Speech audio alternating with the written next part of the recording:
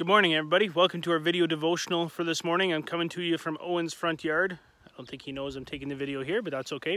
I'm just standing by a tree. We're going to keep on going with our series on Jesus' I am statements that are found in the book of John. We're into the fourth one this week, and this week's is probably one of the best known. If you know any of Jesus' I am statements, chances are this is one that will make that short list. It's I am the good shepherd. It's one that you probably memorized that verse if you were in Awana or something like that. And we know a little bit about the concept of Jesus being the good shepherd, but I just want to dig into that a little bit here this morning. And just kind of for the sake of keeping this concise, while there are a lot of things we could talk about, I do want to kind of focus on three main things that stood out to me as I read through John chapter 10 this morning, where Jesus talks about being the good shepherd. First of all, as a good shepherd, Jesus, we're told, knows his sheep, but he doesn't just know them. He doesn't just know about them. This isn't just a surface level knowledge. We're told that Jesus knows his sheep in the same way that his Father knows him. So there's an intimate level of knowledge between the shepherd and his sheep. When you think about it within the whole shepherd-sheep analogy, this makes a lot of sense, that the shepherd would know the individual tendencies and preferences of his sheep. If you spent much time around livestock, they may not have personalities like people do, but they do have personalities, right? They have things that they like and they prefer, and things that certain animals are scared of that may not bother the next one. There's some individual tendencies to these animals, even though in a lot of ways they think the same, they act the same. There are things that make them unique. And so a shepherd, a wise shepherd, a good shepherd, would shepherd his sheep accordingly. If he knew one sheep was, terrified of heights and they had to go up a steep mountain pass, they would still go up that steep mountain pass, but the shepherd would maybe keep his eye out for that sheep, or carry that sheep, or walk beside that sheep. He would do something to shepherd that sheep according to its personality to a point. It doesn't mean he would never push them, but that would be in the back of his mind as they walk through that hard place. His sheep is going to struggle with this, and so I'm going to provide extra care even as we walk through this.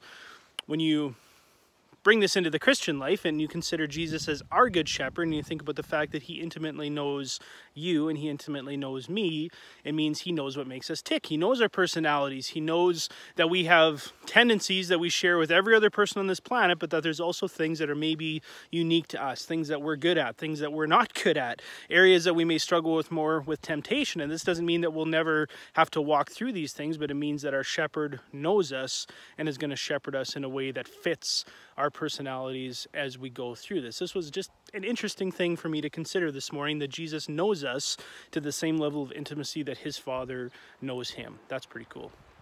Second thing, and this is maybe going to be a little bit more brief, but we're told here in John chapter 10 that Jesus shepherds the whole flock, the ones from Israel, but also the ones who came into his flock from outside of Israel. He's one shepherd over one flock. And this is a bit of it is a prophetic statement by Jesus, showing that his church will not just be made up of Jewish people, but as we've seen in the book of Acts, will incorporate Gentile people as well.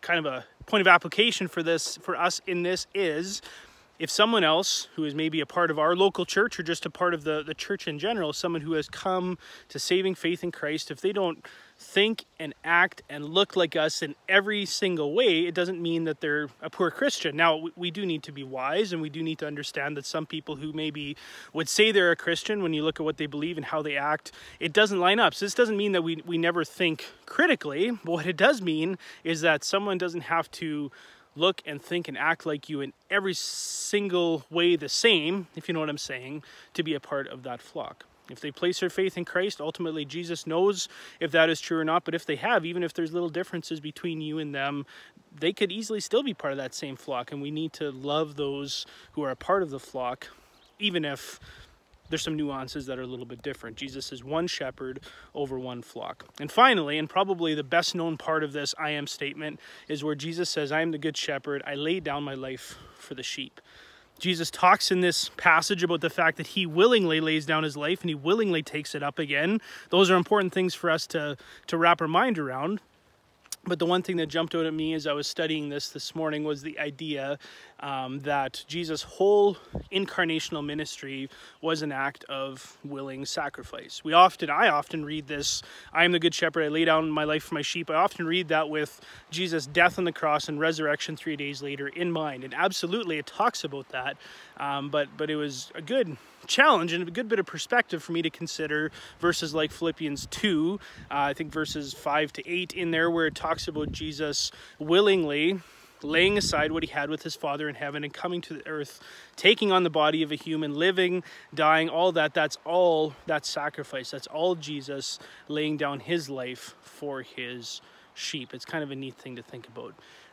Jesus is the good shepherd, right? He knows his sheep. He shepherds the entire flock. He's willing to lay down his life for the sheep, and that's how we can know for sure that he is a good shepherd. He's not saying, oh, I'm a good shepherd, and then doesn't prove it. No, he says he's a good shepherd, and then he goes on, you know, to prove it to the nth degree by dying on the cross, coming back to life 3 days later, all for the sake of the sheep, that being us.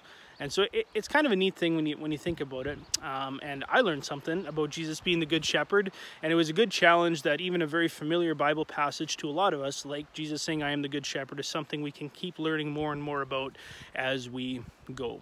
I hope you enjoyed this. I hope you're finding these video devotionals helpful. I know it's been good for me to be putting these out every week, but I hope they've been a blessing to you and something that's helping you learn and grow. It was awesome to see those of you here who can make it to our outdoor service this past Sunday. I was encouraged going home after the church service, being able to see everyone, watching everybody visit and connect after. That was such a blessing.